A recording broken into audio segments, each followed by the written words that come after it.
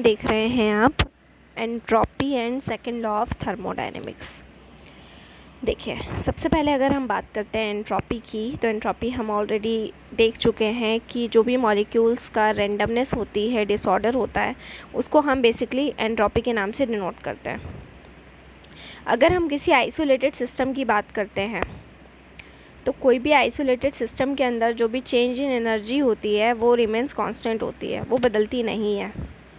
तो हम जानते हैं कि जब भी हम आइसोलेटेड सिस्टम की बात करते हैं तो एनर्जी में जो भी चेंज है वो कांस्टेंट रहेगा। इसीलिए यहाँ पर जो भी एंट्रोपी में इंक्रीमेंट हो रहा है ना, तो वहाँ पर जो भी इंक्रीमेंट हो रहा है सिस्टम के अंदर एंट्रोपी में, जब भी हम इंक्रीज़ कर रहे हैं, इंक्रीज़ हो रहा है, क्लियर, तो वो स्पॉन्टेनियस चेंज होगा। स्पॉन्टेनियस मतलब कि एक ही डायरेक्शन में होगा। अब अगर हम बात करते हैं सेकेंड लॉ ऑफ थर्मोडायनेमिक्स की, तो second law of thermodynamics just like that first law of thermodynamics के जैसा ही है। सेकेंड लॉ ऑफ थर्मोडायनेमिक्स हमसे क्या कहता है? सेकेंड लॉ ऑफ थर्मोडायनेमिक्स हमसे ये कहता है कि जो भी स्पॉन्टेनियस एक्सोथर्मिक रिएक्शन होती हैं वो कॉमन क्यों होती हैं। मतलब एक्सोथर्मिक रिएक्शन जिसमें हीट क्या हो रही है, रिलीज़ हो रही है, और एक्सोथर्मिक रिएक्शन कैसी रिएक्शन है? एक्सोथर्मिक रिएक्शन स्पॉन्टेनियस रिएक्शन है। तो स्पॉन्टेनियस रिएक्शन है, एक्सोथर्मिक रिएक्शन, वो इतनी कॉमन क्यों है? जो एक्सोथर्मिक रिएक्शंस होती हैं उनमें जो भी हीट रिलीज़ होती है, क्लियर है ना, जो भी एक्सोथर्मिक रिएक्शन है जिसमें हीट रिलीज़ हो रही है रिएक्शन के थ्रू, उसकी वजह से क्या होता है, जो भी सराउंडिंग्स का डिसऑर्डर है, डिसऑर्डर वो क्या हो जाता है, इंक्रीज़ हो जाता है। अरे भाई, जब हीट बाहर निकलेगी, हीट बाहर रिलीज़ होगी और रिएक्शन एक्सोथर्मिक रिएक्शन है, तो उस केस में जो भी मॉलिक्यूल्स का डिसऑर्डर है, वो मॉलिक्यूल्स का डिसऑर्डर भी क्या हो जाएगा, इंक्रीज़ हो जाएगा।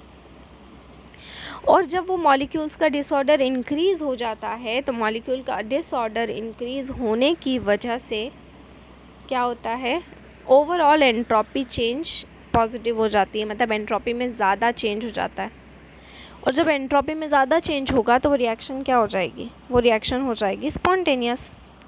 तो बेसिकली एक्सोथर्मिक रिएक्शन स्पॉन्टेनियस क्यों होती है? जितनी भी एक्सोथर्मिक रिएक्शन है वो मोस्टली स्पॉन्टेनियस क्यों होती है, ये बताया गया है सेकेंड लॉ ऑफ थर्मोडायनेमिक्स के अंदर। एक्सोथर्मिक रिएक्शन में हीट होगी रिलीज़, जिसकी वजह से सराउंडिंग्स के अंदर डिसऑर्डर बढ़ जाएगा। डिसऑर्डर बढ़ेगा तो एंट्रोपी पॉजिटिव हो जाएगी, और अगर एंट्रोपी पॉजिटिव हो जाएगी तो वो उस रिएक्शन को क्या बना देगी, स्पॉन्टेनियस बढ़ा देगी। तो सेकेंड लॉ ऑफ थर्मोडायनेमिक्स के अंदर हमें क्वेश्चन का आंसर मिलता है कि एक्सोथर्मिक रिएक्शन स्पॉन्टेनिटी क्यों परफॉर्म करती हैं या क्यों शो करती हैं, और वो स्पॉन्टेनियस होने का रीज़न क्या है वो हमें बताता है सेकेंड लॉ ऑफ थर्मोडायनेमिक्स। ठीक है, तो जब भी हम बात करते हैं, ठीक है, स्पॉन्टेनिटी की, तो एक्सोथर्मिक रिएक्शंस की स्पॉन्टेनिटी को हम सेकेंड लॉ ऑफ थर्मोडायनेमिक्स से ही एक्सप्लेन करेंगे हमेशा। ठीक है, इसके बाद में ये तो एंट्रोपी के बारे में बताया, entropy and second law of thermodynamics क्या था ये बताया गया है। फिर नेक्स्ट में एब्सोल्यूट एंट्रोपी, और उसी के बेसिस पे थर्ड लॉ ऑफ थर्मोडायनेमिक्स आया।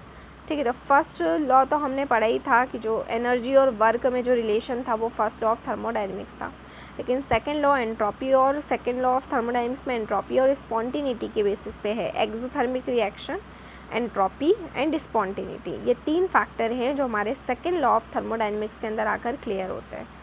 तो सेकेंड लॉ ऑफ थर्मोडायनेमिक्स में हमें इन तीनों फैक्टर को कंसिडर करना है। एक तो एंट्रोपी, पहले हम जो पढ़ चुके हैं, रैंडमनेस या disorder of molecules. Exothermic reaction के अंदर क्यों एंट्रोपी बढ़ती है, क्या रीज़न है, एंड थर्ड कैटेगरी फिर की उसका रिलेशन स्पॉन्टेनिटी के साथ में क्या है। तीन फैक्टर अगर आप अपने माइंड में रखेंगे तो आपको पूरा ये जो सेकेंड लॉ ऑफ थर्मोडायनेमिक्स का कॉन्सेप्ट है क्लियर हो जाएगा। ठीक है, तो ये हुआ सेकेंड लॉ ऑफ थर्मोडायनेमिक्स। इसके बाद में हम पढ़ेंगे थर्ड लॉ ऑफ थर्मोडायनेमिक्स, और फिर अगला main important topic Gibbs energy change and equilibrium. So stay home, stay safe, thank you so much. घर पर रहें, सुरक्षित रहें, बाहर ना निकलें, बहुत ज़रूरी हो तो ही बाहर निकलें। Thank you.